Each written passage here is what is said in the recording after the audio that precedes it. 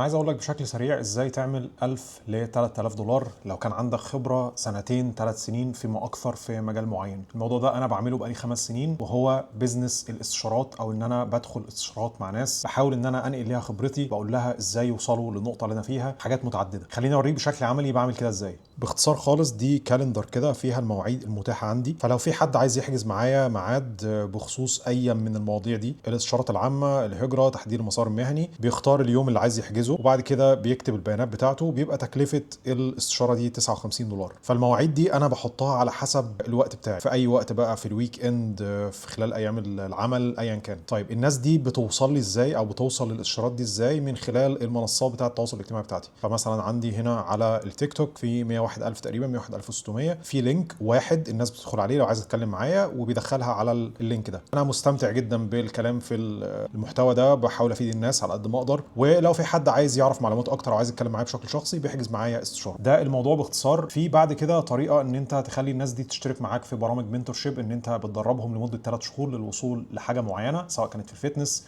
سواء كانت في تغيير المجال، سواء كانت في اي حاجه. السيستم ده كله احنا بنعلمه لك في البرنامج بتاعنا، وفي كمان محتوى مجاني كتير موجود على انستجرام، وكمان الصفحه بتاعه اكسبرتيز فلو على اليوتيوب. الموضوع باختصار ان انت تطلع تتكلم في الحاجات اللي انت بتفهم فيها، وتحاول تجيب اكبر قدر من الترافيك، تكون كاتب السكريبت بتاعك بشكل كويس، فاهم كوبي رايتنج او كتابه اعلانيه، وتعمل كونفرت للناس دي وتوديها على صفحه الدفع بتاعتك او صفحه الاستشارات. ده الموضوع باختصار. ده افضل بيزنس موديل في 2026، واصدق بيزنس موديل، ما بتنصبش على الناس وما بتبيعش الوهم لحد.